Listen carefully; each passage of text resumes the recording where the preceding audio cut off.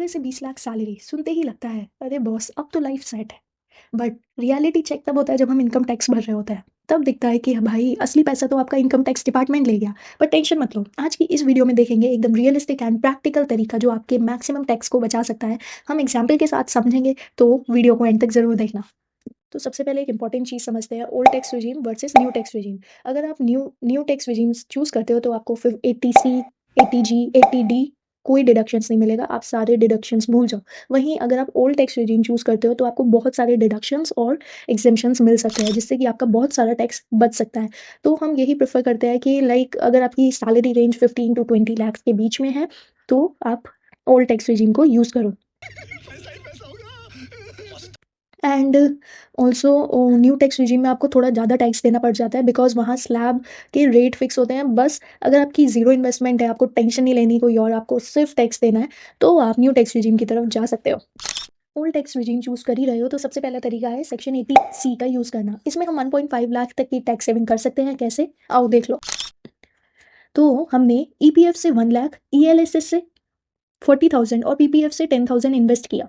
ये टोटल हो गया 1.5 लाख। तो अब आपकी टैक्सेबल इनकम में से 1.5 लाख का डायरेक्टली रिडक्शन हो गया। Easy right.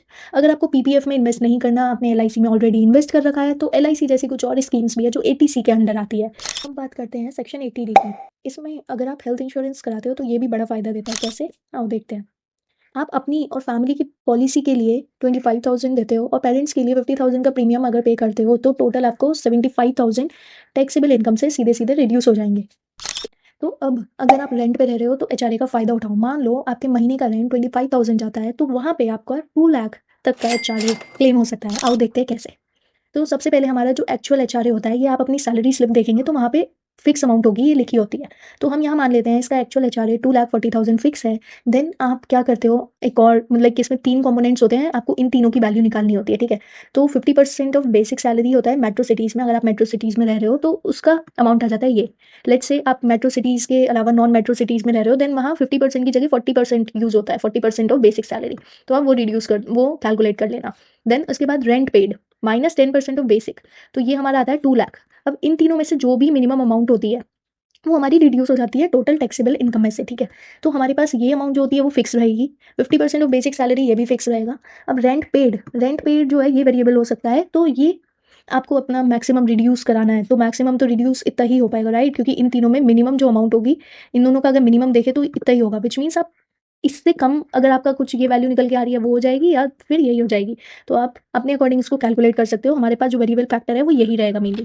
तो यहाँ पे हमारी जो टैक्सेबल इनकम थी which is 15.75 lakh minus 2 lakh हमने यहाँ कर दिया, तो हमारे पास हो गई 13.75 लाख। चलो अब आगे बढ़ते हैं।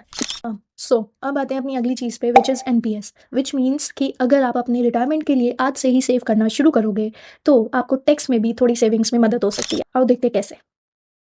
अगर आपने 50,000 NPS में डाल दिए तो सेक्शन 80CC D1B के अंडर आपको 50,000 तक का बोनस डिडक्शन मिल जाता है, जिसमें आपकी टैक्सेबल इनकम सीधा 13.75 लाख से 13.25 लाख हो गई।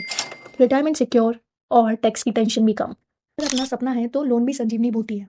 सेक्शन 24B के अंडर अगर आपने अपने होम लोन का इंटरेस्ट 2 लाख या उससे कम दिया है तो ये पूरा अमाउंट आपके टैक्सेबल इनकम से माइनस हो जाएगा।